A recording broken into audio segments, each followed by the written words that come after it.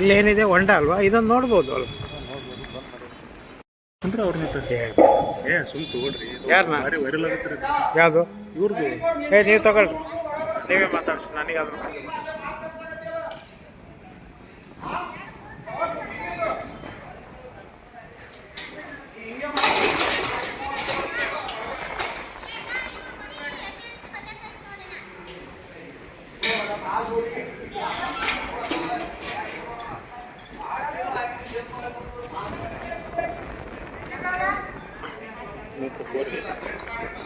ಅಮ್ಮ ಏನು ಮಾಡ್ತಿದ್ದೀರಾ ಹೇಳ್ತೀರಾ?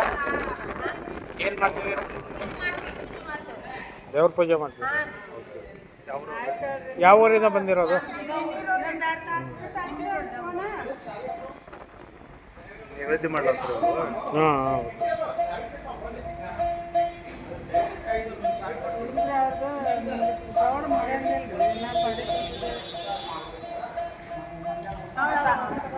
ಅವರು ಧರ್ಮಸ್ಥಳ ಕಡೆ ಅವ್ರಿ. ನಮ್ದು ಇಲ್ಲೇ ರೀ, ನಮ್ದು ನಿಡೋನಿ ರೀ, ಇಲ್ಲೇ ನಿಡೋನಿ ರೀ ನಮ್ದು. ನೋಡಕ್ ಬಂದಾರ.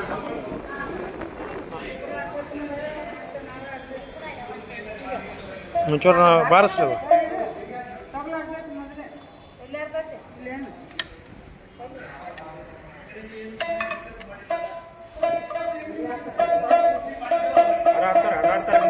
ಹಾಡು ಹೇಳ್ತೀರಾ? ಬಿಡ್ರಿ ಹಾಂ ಹೇಳಿ. ಇಲ್ಲ ಮೊದಲ ಮುಗಿಸ್ರಿ. ಅವ್ರು ನೋಡಕ್ ಬಂದ್ರ 501 ಅಂತಾರ. ಬೇಡ, ಅಲ್ಲ ನಿಮ್ ನೋಡಕ್ ಬಂದಾರ, ದೂರಿಂದ ಬಂದಾರ ಅವ್ರ. ನಾವು ಇದನ್ನ ನಿಮ್ಮದು ಪ್ರಚಾರ ಮಾಡ್ತೀವಿ. ನೀವು ನನಗೆ ದುಡ್ಡು ಕೊಡಬೇಕು. ದೇವ್ರ ದುಡ್ಡು ಕೇಳಲ್ಲ, ದೇವ್ರ ದುಡ್ಡು ಕೊಡ್ತಾನೆ. ಅವ್ನು ದುಡಿಯಕ್ಕೆ ಕಳಿಸಿ ದುಡ್ಡು ಕೊಡ್ತಾನೆ. ದೇವ್ರು ನನಗೆ ದುಡ್ಡು ಕೊಡುವಂತ ದೇವ್ರು ಬೇಡಲ್ಲ. ದೇವ್ರು ಅಲ್ಲ. ಒಂದು ನಿಮಿಷ ನಿಂದ್ರೆ ಒಂದಿಟ್ಟು ಅದನ್ನೊಂದು ಹೇಳಿಬಿಟ್ರಿ. ಅದನ್ನೊಂದು ಹೇಳಿಬಿಟ್ರಿ. ಅದು ಅಲ್ಲಿ ಪರ್ಷಿಯನ್ ಶಾಸನ ಇದೆ. ನೋಡಿ, ಅಲ್ಲೊಂದು ಪರ್ಷಿಯನ್ ಶಾಸನ ಇದೆ. ಹಾಂ, ಅಲ್ಲೊಂದು ಪರ್ಷಿಯನ್ ಶಾಸನ ಇದೆ ಬಾವಿ ಬಗ್ಗೆ. ಬಾವಿ ಬಗ್ಗೆ ಓದಿದ್ರೆ ಮಾತ್ರ ಗೊತ್ತಾಗುತ್ತೆ. ಹಾಂ ಹಾಂ.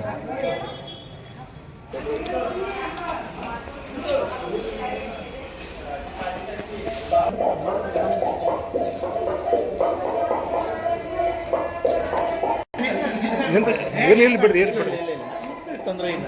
ನೀವು ಸರ್ ಇದನ್ನ ಬಳಸ್ತಾ ಇದ್ದೀರಲ್ಲ, ಇದರಲ್ಲಿ ಏನು ವಿಶೇಷ ಇದೆ ನಿಮ್ಮದು? ಇದಕ್ಕೆ ಲೈಫ್ ಜಾಸ್ತಿ ಸರ್. ಇದಕ್ಕೆ ಲೈಫ್ ಅನ್ನೋದೇ ಇರುವ ಈ ಎಂಡ್ ಅನ್ನೋದಿಲ್ಲ. ಹಾಂ ಹಾಂ. ಯಾಕಂದ್ರೆ ಇದ್ರೊಳಗೆ ನಾರ, ಲೋಸರ, ಬೆಲ್ಲ, ಅಂಟೊಳ್ಕಾಯಿ, ಮತ್ತು ಇಟ್ಟಿಗೆ ಪೌಡರು, ಸುಣ್ಣ ಮತ್ತು ಈ ಕೆಂಪು ಸೊಪ್ಪು ಇಷ್ಟು ಮಿಕ್ಸ್ ಮಾಡಿ ಅಲ್ಲಿ ಇದಕ್ಕೆ ಗಾಣಕ್ಕೆ ಹಾಕಿರ್ತೀವಿ. ಗಾಣಕ್ಕೆ ಹಾಕಿ ಅದು ಏನು ರುಬ್ಬಿರ್ತೀವಲ್ಲ, ರುಬ್ಬಿದ 7 ದಿನ ಕೊಳತಾದ್ಮೇಲೆ ಅದನ್ನ ಯೂಸ್ ಮಾಡ್ಕೊಳ್ತೀವಿ. ಬಳಸೋದಾದ್ರೆ ಆಗ ಇಲ್ಲಿ ಬೆಲ್ಲದ ನೀರು ಬಳಸಕತ್ತ ನೋಡಿ. ಬೆಲ್ಲದ ನೀರು ಬೇಕಾದಂಗೆ. ಅದು ಯಾಕೆ ಬಳಸ್ಕೊಡೋದಂದ್ರೆ ಹಾಳು ಬಂದ್ಬಿಡುತ್ತೆ. ಮತ್ತೆ ಇದು ಜಲ್ದಿ ಒಣಗಲ್ಲ, 48 ತಾಸು ಬೇಕು ಒಣಗಬೇಕಂದ್ರೆ.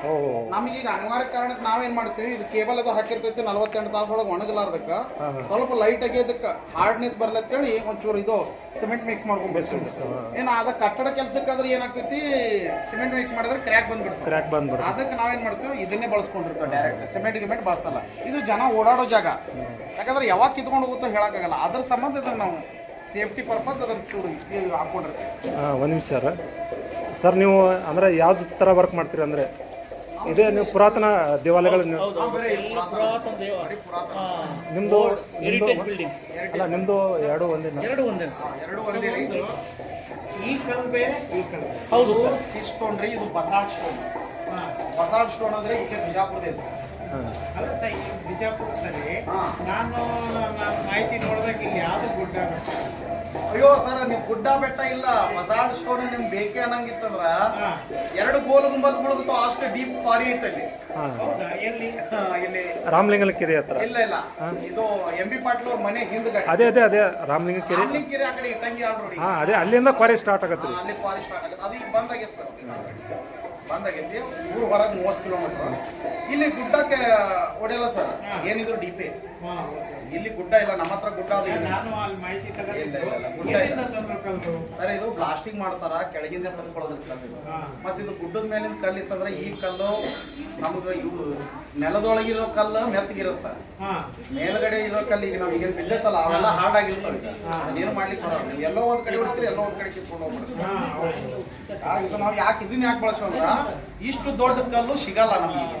ಸೊ ಇದು ಈಗ ಹಾಕಿರೋದು ಇದು ಈಗ ನಾವು ಮಾಡಿರ್ತೀವಿ ಪ್ರೆಸೆಂಟ್, ಈಗ ನಾವು ಮಾಡೋದು ಅದಕ್ಕೆ ಈ ಕಲ್ಲು ಇದಕ್ಕೆ ಯಾವುದೇ ರೀತಿ ಇದು ಬಳಸಿಲ್ಲ, ಸಿಮೆಂಟ್ ಅದು ಬಳಸ್ಕೊಂಡಿಲ್ಲ ನಾವು. ಇದಕ್ಕೆ ಏನಿದ್ರು ಬೇರೆ ಪಿನ್ ಮಾಡಿಕೊಂಡು ಅಲ್ಲಿ ನಾವೇನಿತ್ತಲ್ಲ ಅರಳ್ ಡೈಟ್ ಅಂತ ಸುಮ್ಮನೆ ಮಾಡಲ್ ಏನೋ ಮನುಷ್ಯರಿಗೆ ಹೆದರಿಕೆ ಬೇಡ, ಅದಕ್ಕೆ ಒಂದ್ರ ಮೇಲೆ ಒಂದು ಕಲ್ಲು ಪಿನ್ನಿಂಗ್ ಮಾಡಿವಿ. ಅದಕ್ಕಂತೂ ಏನು ಬಳಸ್ಕೊಂಡಿಲ್ಲ, ಸೀದಾ ಕಲ್ಲು ಮೇಲ್ಗಡೆ ಹಾಕೊಂಡ್ಬಿಟ್ಟು ರಿನೋವೇಷನ್ ನಡೀತದೆ ಎಷ್ಟು? ಇದು ರಿನೋವೇಷನ್ ನೋಡ್ಬೇಕು, ಸುಮಾರು 450 ವರ್ಷದ ಹಳೆಯದೈತಿ. ಈಗ ತೊಗೊಳ್ರಿ ಹೇಳ್ತೀನಿ ಹಿಂಗೆ ಮಾಡಿರಿ ಸರ್, ಬನ್ನಿ ಒಂದು ಕಡೆ.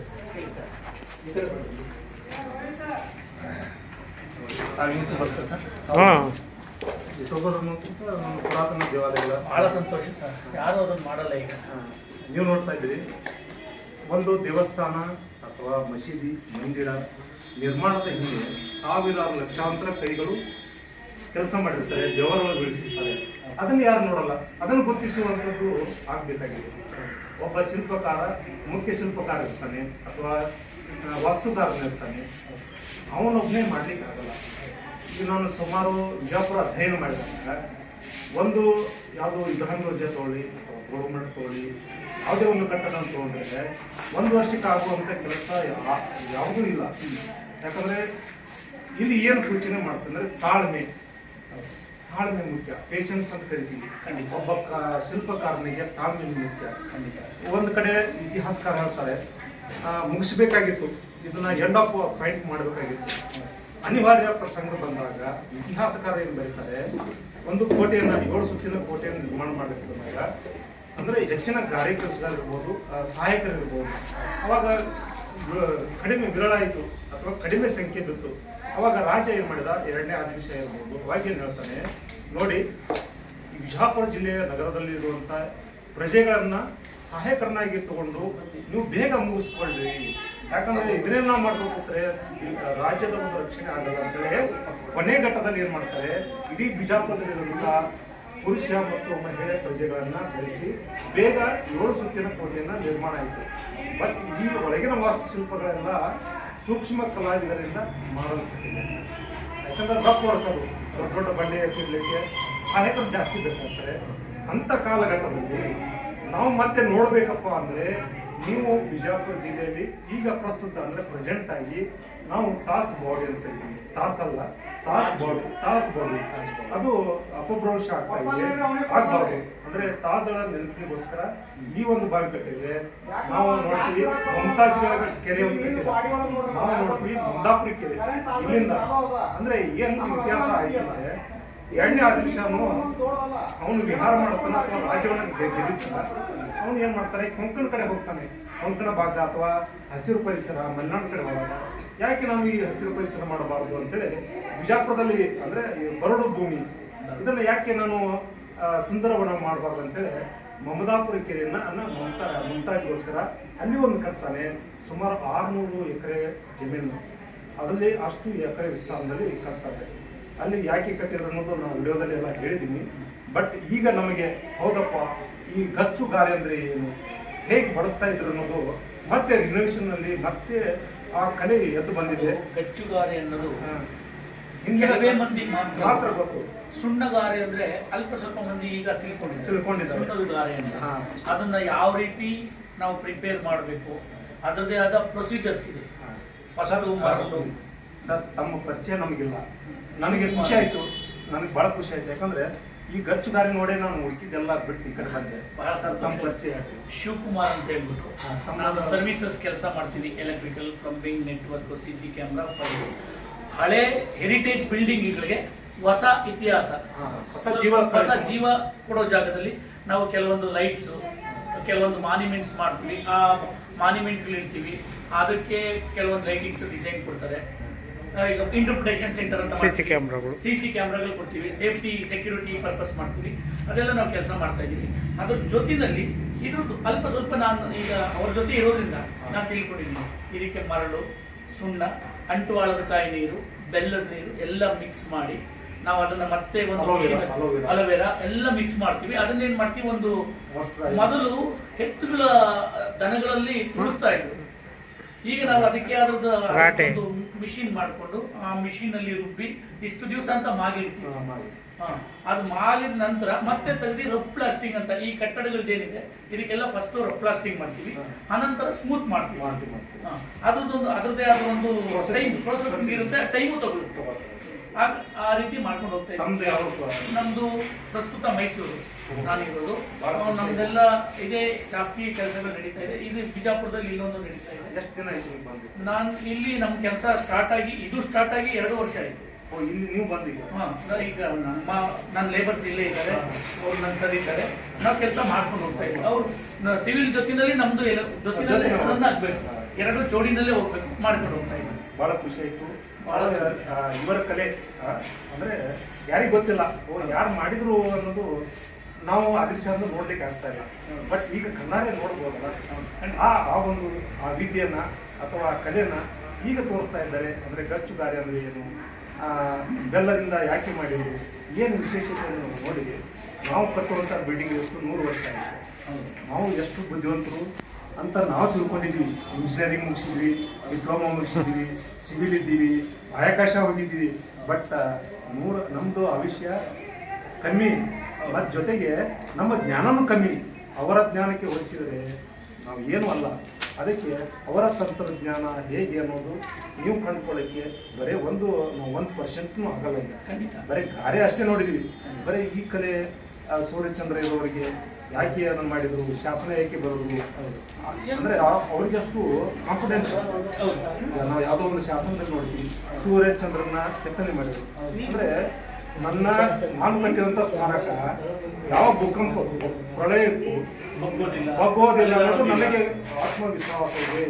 ಅದಕ್ಕೆ ನಾನು ಸೂಚನೆ ಕೆತ್ತಾ ಇದ್ದೀನಿ ಅಂತ ಹಾಗೆ ನಿಮ್ಮ ಹೆಸರು ಕೂಡ, ನಿಮ್ಮ ಸೇವೆ ಇನ್ನಷ್ಟು ಕರ್ನಾಟಕದಲ್ಲಿ ಸರ್. ನಾನು ಮೊಬೈಲ್ ನಂಬರ್ ನನ್ನ ಮೊಬೈಲ್ ನಂಬರು 8088033221. ನಾವೀಗ ಇದೇ ರೀತಿ ಸೂಡಿನಲ್ಲಿ ಗಜೇಂದ್ರಗಡ ಇಂದ ಒಂದು 10 ಕಿಲೋಮೀಟರ್ ದೂರದಲ್ಲಿ ಒಂದು ಸೂಡಿ ಗ್ರಾಮ ಇದೆ. ಅಲ್ಲಿ ಒಂದು ಸ್ಟೆಪ್ ವೆಲ್ ಇದೇ ರೀತಿ ಹಾಳಾಗಿತ್ತು ಪೂರ್ತಿ. ಅದು ಕೂಡ ಲಾಸ್ಟ್ ಜನವರಿ 31 ಲೋಕಾರ್ಪಣೆ ಆಯಿತು. ಅಫಿಷಿಯಲ್ ಆಗಿ ಮಾರ್ಚ್ 31ಕ್ಕೆ ಮಾಡಿದ್ರು. ಇವನ್ನು ಮಿನಿಸ್ಟರ್ಸ್ ಎಲ್ಲ ಬಂದು ಅದು ಸರ್ಕಾರಕ್ಕೆ ಅಧೀನಕ್ಕೆ ನಾವು ಕೊಟ್ಕೊಡ್ತೀವಿ. ನಾವೇ ರೆಡಿ ಮಾಡಿ ಕೆಲಸ. ಈಗ ಮೈಸೂರಲ್ಲಿ ಸ್ವಲ್ಪ ನಡೀತಾ ಇದೆ ಕೆಲಸ, ಶ್ರೀರಂಗಪಟ್ಟಣದಲ್ಲಿ ನಡೀತಾ ಇದೆ. ಇದೇ ರೀತಿ ನಮ್ಮದು ವರ್ಲ್ಡ್ ಹೆರಿಟೇಜ್ ಬಿಲ್ಡಿಂಗ್ ನಾವು ಸೆಲೆಕ್ಟ್ ಮಾಡಿ ಕೆಲವೊಬ್ಬರು ದಾನಿಗಳಿರ್ತಾರೆ. ಆ ದಾನಿಗಳ ಕಡೆಯಿಂದಲೂ ಡೊನೇಟರ್ಸ್ ಕರ್ಕೊಂಡ್ಬಂದು ಸರ್ಕಾರದಿಂದ ಅನುಮತಿ ಸರ್ಕಾರನ ಇದಕ್ಕೆ ಇನ್ವಾಲ್ವ್ ಮಾಡಿ ಅದರಲ್ಲಿ ಫಂಡ್ ತಗೊಂಡು ಕೆಲಸ ಮಾಡಿಸ್ತಾ ಇದ್ದೀವಿ. ದಯವಿಟ್ಟು ಇನ್ನೊಂದು ವಿನಂತಿ, ಈ ಕೆಳಗಡೆ ಕೊಟ್ಟಂತ ನಂಬರ್ಗೆ ದಯವಿಟ್ಟು ಅವಶ್ಯಕತೆ ಇದ್ದರೆ ಮಾತ್ರ ಕರೆ ಮಾಡಿ. ದಯವಿಟ್ಟು ಮತ್ತೆ ಸಾಯಂಕಾಲ 6 ಗಂಟೆಯಿಂದ 7 ಗಂಟೆವರೆಗೆ ಮಾತ್ರ ಕರೆ ಮಾಡಲಿಕ್ಕೆ ಅವಕಾಶ ಇದೆ. ಹಾಗೂ ನಿಮ್ಮ ಪುರಾತನ ದೇವಸ್ಥಾನ ರಿನೋವೇಷನ್ ಮಾಡಬೇಕಾಗಿದೆ ಅಥವಾ ಪುನರ್ ನಿರ್ಮಾಣ ಏನಾದರೂ ಮಾಡಬೇಕಾಗಿದ್ರೆ ನೀವು ಕುಲಂಕುಷವಾಗಿ ಮಾತನಾಡಿ ಅವರಿಗೆ ಕರೆ ಮಾಡಬೇಕು. ಅಥವಾ ಸುಮ್ಮನೆ ಹೊಸ ದೇವಸ್ಥಾನ ಕಟ್ಟಲಿಕ್ಕೆ ಬನ್ನಿ, ಅದಕ್ಕೆ ಬನ್ನಿ, ನಾನು ಮನೆ ಕಟ್ಟೋದೇ ಅಂತೇಳಿ ದಯವಿಟ್ಟು ಕಾಲ್ ಮಾಡ್ಲಿಕ್ಕೆ ಹೋಗಿ ಮುಂಚಿತವಾಗಿ ನಿಮ್ಗೆ ಸರ್ ನನ್ನ ಅಪಾರ್ಟ್ಮೆಂಟ್ ಕಟ್ಟಿ ನನ್ನ ಬಿಲ್ಡಿಂಗ್ ಇದು ಮಾಡ ಅದಕ್ಕೆ ಯಾವುದು ಬರಲ್ಲ. ದಯವಿಟ್ಟು ಕರೆ ಮಾಡಿ ತೊಂದರೆ ಕೊಡಬೇಡಿ. ಒಬ್ಬ ಶಿಲ್ಪಕಾರ ಇರ್ಬೋದು. ಭಾಳ ಸಂತೋಷ. ಇಲ್ಲ, 6 ರಿಂದ 7 ಗಂಟೆನಲ್ಲಿ ಕಾಲ್ ಮಾಡಿದ್ರೆ ನಾವು ಕಾಲ್ ರಿಸೀವ್ ಮಾಡ್ತೀವಿ. ಈ ಇತಿಹಾಸದ ಬಗ್ಗೆ ಅಲ್ಪ ಸ್ವಲ್ಪ ಗೊತ್ತಿರೋದು ನಾವು ಎಕ್ಸ್ಪ್ಲೈನ್ ಮಾಡ್ತೀವಿ. ಇದ್ದಂತೆ ನಾವು ಸಿವಿಲ್ ಕೆಲಸದಲ್ಲೆಲ್ಲ ಇಲ್ಲ. ಭಾಳ ಖುಷಿ ಆಯಿತು ಸರ್. ಈಗ ನೀವು ನೋಡ್ತಿರ್ತಕ್ಕಂಥ ಸ್ಥಳ ಆಗಿನ ಕಾಲದಲ್ಲಿ ಬಿಜಾಪುರದಲ್ಲಿ ಕುಡಿಯುವ ನೀರಿಗೆ ಉಪಯೋಗಿಸ್ತಕ್ಕಂಥ ಬಾವಿ. ಈ ಬಾವಿ ಹೇಗಿದೆ ಅನ್ನೋದನ್ನು ಒಳಗೆ ತೋರಿಸ್ತೀನಿ, ಬನ್ನಿ.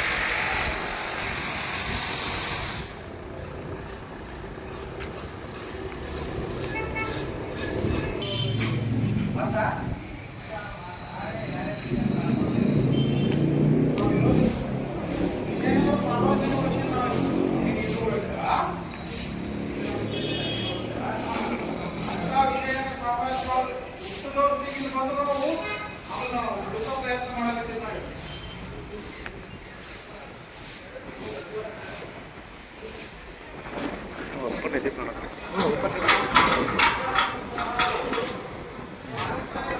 ನೀವು ಓಪನ್ ಮಾಡಿ ಹೋಗ್ರಿ. ನಿಂದ್ರಿ. ಹಾಂ,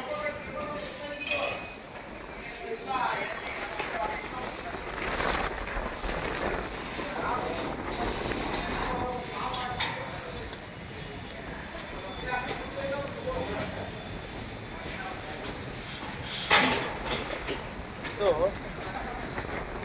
ನೋಡ್ರಿ, ಬಿಜಾಪುರ ಸೊಗಡಿನ ರಾಜ ಮಹಾರಾಜರು ಹಾಗೂ ಸೇವಕರಿಗೆ ನೀರಿನ ವ್ಯವಸ್ಥೆ ಇಲ್ಲಿಂದನೇ ಹೋಗ್ತಾ ಇತ್ತು. ನೋಡ್ರಿ, ಇದನ್ನ ನೋಡಿ ನನಗೆ ನೀರು ಬೀಳೋಣ ಅಂತ ಆಸೆ ಆಗ್ತಾ ಇದೆ. ಆಮೇಲೆ ಇನ್ನೊಂದು ನೋಡಿ, ಈಗ ಇದರ ಇತಿಹಾಸ ಬಗ್ಗೆ ಮತ್ತು ಸುಮ್ಮನೆ ಒಂದು ಕಲ್ಪನೆ, ಈ ಕಡೆಯಿಂದ ಕೈ ಒಂದು ಮುಟ್ಟಿ ಕಲ್ಲು ತಗೊಂಡು ಹೊಡೆದ್ರೆ ಆ ಭಾಗಕ್ಕೆ ಯಾವುದೇ ಕಣಕ್ಕೂ ಬೀಳಲ್ಲಂತೆ, ಮಧ್ಯದಲ್ಲಿ ಬೀಳುತ್ತಂತೆ. ಏನು ಆಕರ್ಷಣೆ ಇರ್ಬೋದು ಅದನ್ನು ಈಗಿನ ಜನಗಳು ಹೇಳ್ತಿದ್ದಾರೆ. ನಾವು ಕೂಡ ಆ ಕಲ್ಲು ಹಾಕಿ ಅದನ್ನು ಹಾಳು ಮಾಡೋದು ಬೇಡ, ಆ ವಿಚಾರ ಅಲ್ಲಿಗೆ ಇರಲಿ. ನೋಡಿ, ಈ ಸಂಪೂರ್ಣ ನೀರಿನ ಮಟ್ಟ ಆಳ ಎಷ್ಟಿದೆ ಅನ್ನೋದನ್ನು ತಿಳ್ಕೊಳ್ಳೋಣ ಬನ್ನಿ. ಆಮೇಲೆ ಹೇಳ್ರಿ, ಮೂರು ಕಡೆ ಅಲ್ಲಿ ಮಂಟಪಗಳು ಕಾಣ್ತಿದ್ದಾವೆ. ಅಲ್ಲಿ ಈಗಿನ ಇಲ್ಲಿ ಏನೋ ಒಂದು ಕಾರ್ಯಕ್ರಮ, ಏನೋ ಅನ್ನ ಸಂತರ್ಪಣೆ ಇರ್ಬೋದು, ಏನಾದರೂ ಒಂದು ಕೆಲಸ ಕಾರ್ಯ ಮಾಡ್ಬೇಕಾದ್ರೆ ಇದೇ ಜಾಗದಲ್ಲಿ ಮಾಡಿರ್ತಾರೆ ಅಂತ ನನ್ನ ಊಹೆ. ನೋಡ್ರಿ, ಇಲ್ಲಿಂದ ಅಲ್ಲಿಗೆ ಹೋಗೋಕ್ಕೆಲ್ಲ ದಾರಿ ಇದೆ. ಈಗ ನಿರ್ಬಂಧ ಮಾಡಿದ್ದಾರೆ. ನೋಡ್ರಿ, ಅಲ್ಲಿ ರಾಜ ಮಹಾರಾಜರು ಅಲ್ಲಿ ನಿಂತ್ಕೊಂಡು ನೋಡ್ಬೋದು. ರಾಣಿ ಮಹಾರಾಣಿಯವ್ರಿಗೂ ಕೂಡ ಅಲ್ಲಿ ನಿಂತ್ಕೊಂಡು ನೋಡ್ಬೋದು. ಅಲ್ಲಲ್ಲೇ ಮಂಟಪಗಳನ್ನು ಮಾಡಿದ್ದಾರೆ.